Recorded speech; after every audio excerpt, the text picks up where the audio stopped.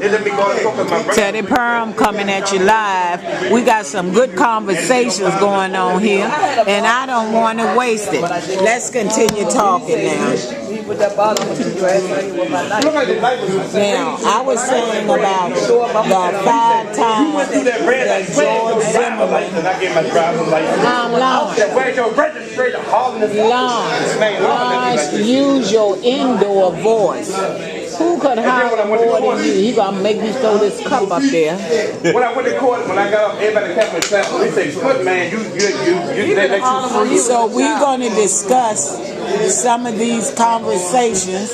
Actually, I want to talk about Paula Deen and tell me what you think about my girl, because she done got away with it for a long time. She's Southern-bred, racist, and a lot of people are, but I have a lot of non-black friends that are not racist. I don't believe they ever had a racist bone in their body. That's a good thing. But they are attacked by their own and called nigger lover and everything else. But they refuse to understand that the word nigger don't have nothing to do with the color of their skin. You mean you don't care me calling you a nigger? Because we all in the definition of the N-word is socially inferior, and that's what makes it inflammatory and makes it explosive.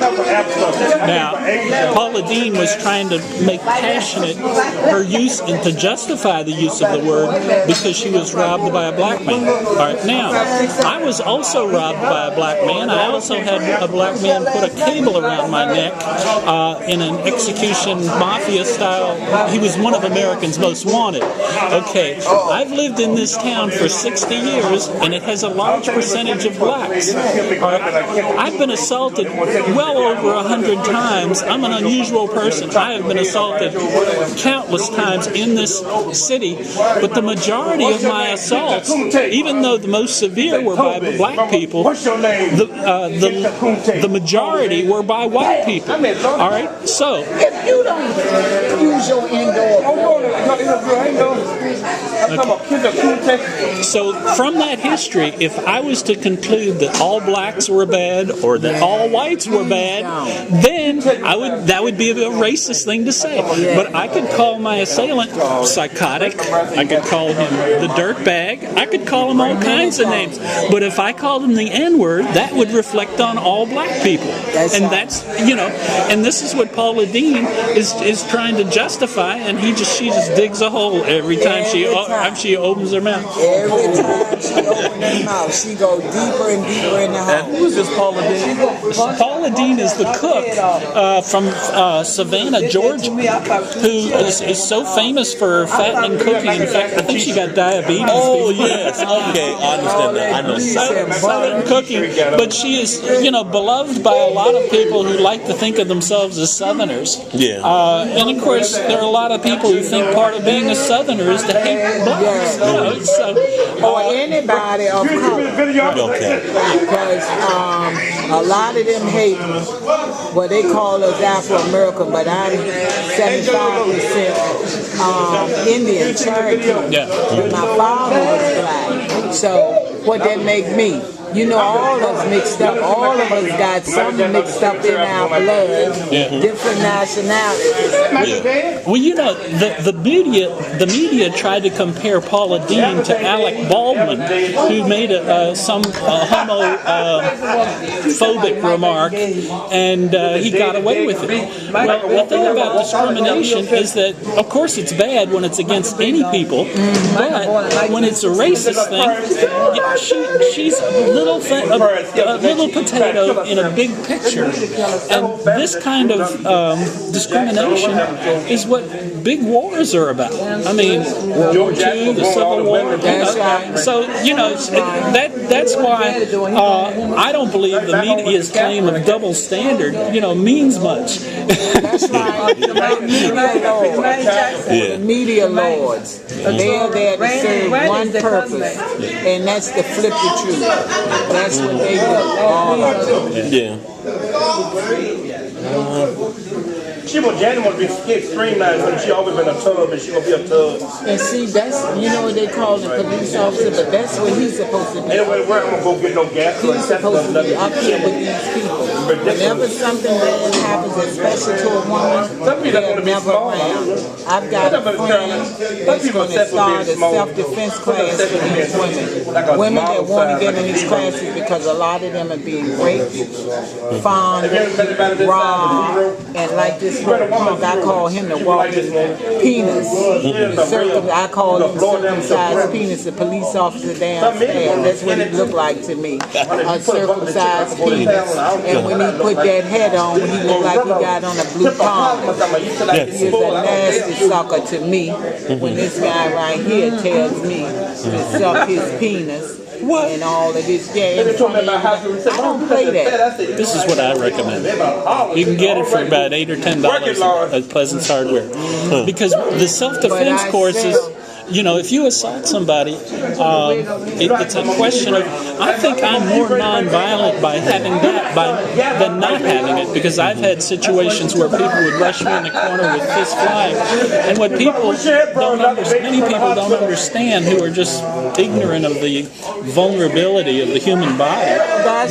They'll slug somebody, and oops, I didn't mean to kill the person, and you call a manslaughter case. I will tell you why I say this. I was attacked by a deputy sheriff, not in jail, in Southside. I had two black girls. We were going to a party. This guy walked up to me that I'd never seen, 275 pounds, deputy uniform, pepper sprayed me, and I was screaming, and then he double thrust punched me in my chest. I look like olive oil. In front of 100 people. These people went to court and testified. I was just standing there when this guy attacked me. Never seen him a day before in my life. But they let him off. They didn't give him no time. They dismissed all the witnesses that told what happened. Because I work with these people every day for the last 35 years of my life, and I'm not going to stop. I'm getting ready to get a van to take you all back and forth when you need to go places. Like down to the Conrad Center, to Daily Plan, or wherever. It ain't going to cost $25,000. This guy Prizio running this non-profit business, living hound and hog, off of the money that was meant for the poor. These non-profit organizations are milking the system. They are not putting the money where it should go for the people, and they are spending this money all the time. Well, which explains why. I know I heard different things about the Conrad Center. Good things were saying how they had money for this, and they're so happy and proud. And all of a sudden, they broke. Yeah, they broke. Where's the money going? Who has it? Who's spending it? People in charge. Is it Wooded? Wooded is one of them. Dwight Jones, Ellen Robinson, Dolores McQueen. All of those are dirtbags that are hurting and killing the poor people. Now, their mission is this, to kill out. If they can kill out all these people this summer, then they will have accomplished their mission. Now, I have been praying that the Heavenly Father hold back the temperature. Because it hasn't been too hot, too many days back to back. You've had rain, you've had shade, but this week gonna be the real test because of the fact it's gonna be nearly 100 degrees every day of the week. This week. So if you don't drink your fluids, if you don't walk on the shady sides of the street, if you don't take breaks, you could end up dying. Oh, I want to tell y'all this too. I'm just waiting on lunch. Did you try to call? light coming back on? Hold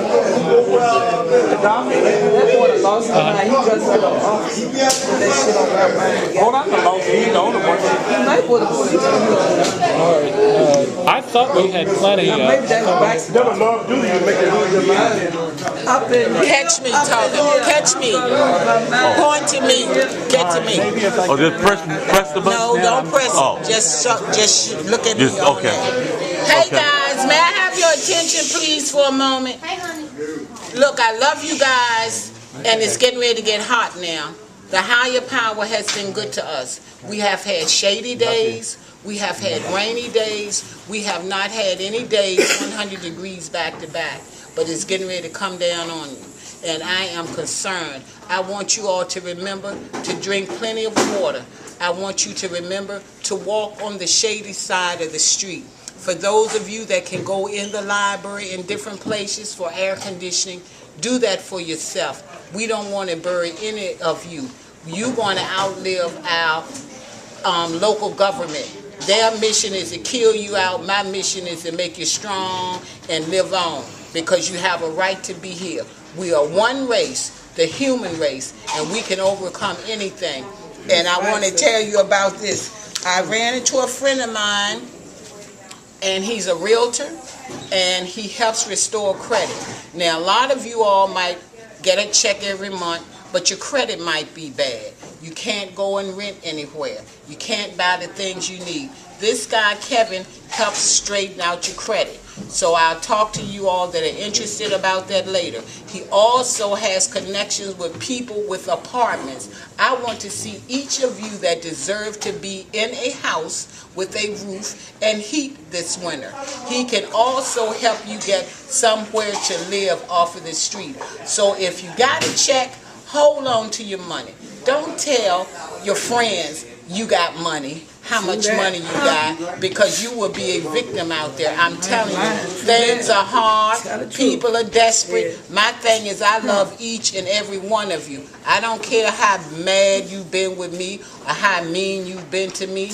I still love you, but I'll put you on TV talking trash to me. I take my time. Nobody pays me to love you. And I can say I love each and every one of you.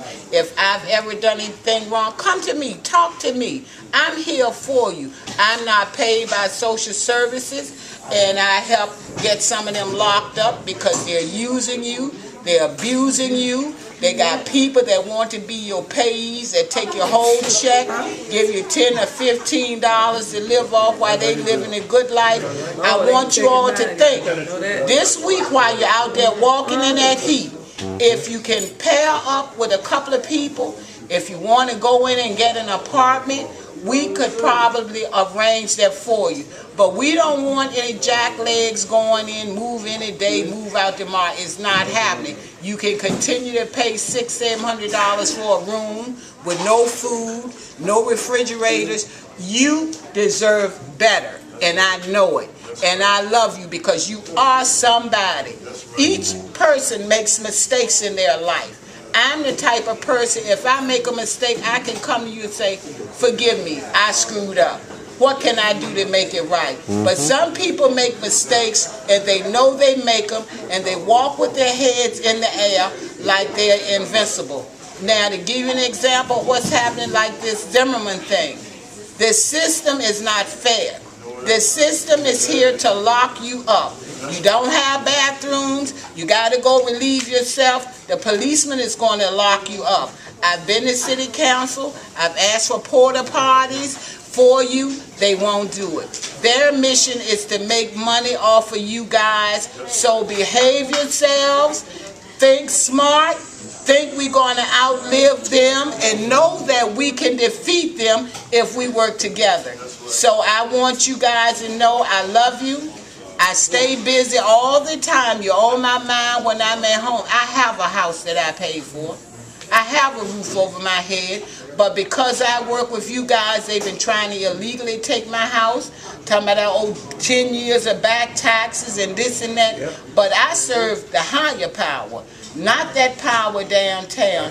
And for you all that vote, we got to get rid of Woody. This is a picture of a 20-year-old. His friends took him out for a few drinks, and when he came from drinking, he was walking home 2 blocks from home, and the police caught him, stopped him, smelled the liquor on his breath. Now he's walking.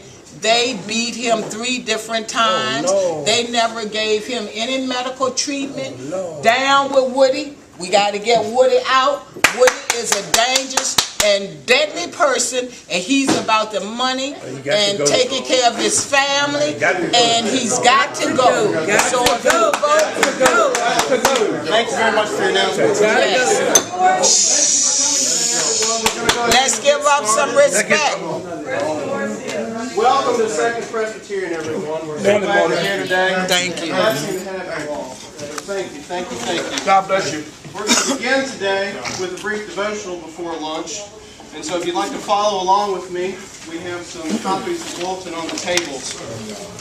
We'll begin with the opening words on the front page, and anything that's in bold, the darker print, if you all would read that together, and I'll read the things that are in the normal print. So we'll start on the front with the opening words, and then on the inside, on the left, we have the prayer of invocation and the assurance of God's love.